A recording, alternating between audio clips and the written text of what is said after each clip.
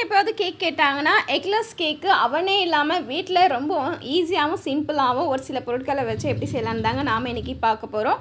டேஸ்ட்டும் நல்லாயிருக்கும், இது சாப்பிட்றதுக்கு சாஃப்டாகவும் இருக்குங்க. ஸோ ரொம்ப சிம்பிளான ஒரு சில பொருட்கள் வச்சு எப்படி செய்யலான்றதை ரொம்ப ஈஸியான என்னோடய மெத்தடில் எப்படி செய்யலான்றதை பார்த்துக்கலாம். அதுக்கு நான் இன்றைக்கி மோல்டு எடுத்திருக்கேங்க.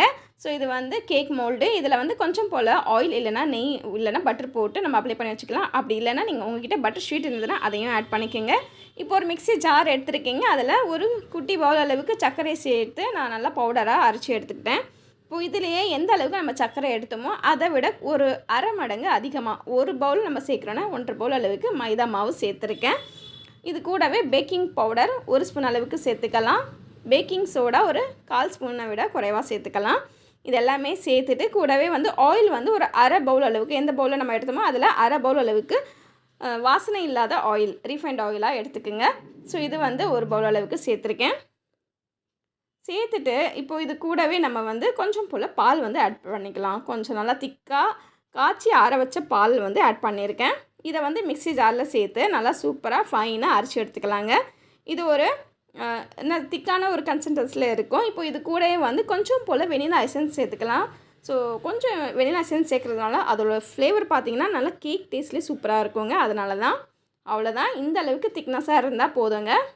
நம்ம அப்படியே இதை வந்து கையில் மிக்ஸ் பண்ணுறதை விட இந்த மாதிரி மிக்ஸ் பண்ணோன்னா இன்னும் கொஞ்சம் ப்ளஃபியாக வரும் கேக்கு. அதனால தான் இந்த மாதிரி ட்ரை பண்ணியிருக்கேன். ஸோ ரொம்ப குயிக்காக செய்கிற மெத்தட் தான் நான் உங்களோட ஷேர் பண்ணியிருக்கேன். குழந்தைங்களுக்கு மஸ்ட் எல்லாருக்குமே ரொம்பவே பிடிச்சிருந்தது.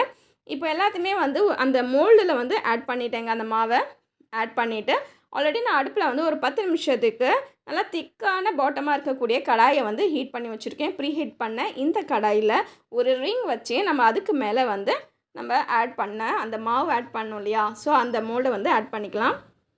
வச்சுட்டு நம்ம ஒரு 20 நிமிஷத்துக்கு நம்ம மூடி போட்டு மூடி வச்சிடலாங்க. இது குக் ஆகுறதுக்கு கிட்டத்தட்ட ஒரு 30 நிமிஷம் ஆகிடுச்சிங்க. ஸோ 30 நிமிஷத்துக்கு அப்புறமா ஓப்பன் பண்ணி பார்க்குறேன். நல்லா ஒட்டாமல் வந்துடுச்சுன்னா நம்மளோட கேக் வந்து சூப்பராக ரெடி ஆகிடுச்சுன்னு அர்த்தம். இப்போ வந்து நல்லா கட் கொடுத்துட்டு நான் இதில் தட்டில் எந்த அளவுக்கு அப்படியே வந்துச்சு பாருங்கள். நான் இது வந்து எடுக்கவும் இல்லை, ரொம்ப சூப்பராக ஈஸியாக வந்துடுச்சு. அவ்வளோதாங்க, ரொம்ப சிம்பிளாகவும் ஈஸியாகவும் இந்த கேக்கை எப்படி செய்யலான்னு பார்த்தோம். எந்த அளவுக்கு ஸ்மூத்தாகவும் சாஃப்டாகவும் இருக்குன்னு நம்ம கட் பண்ணலாம் இப்போது.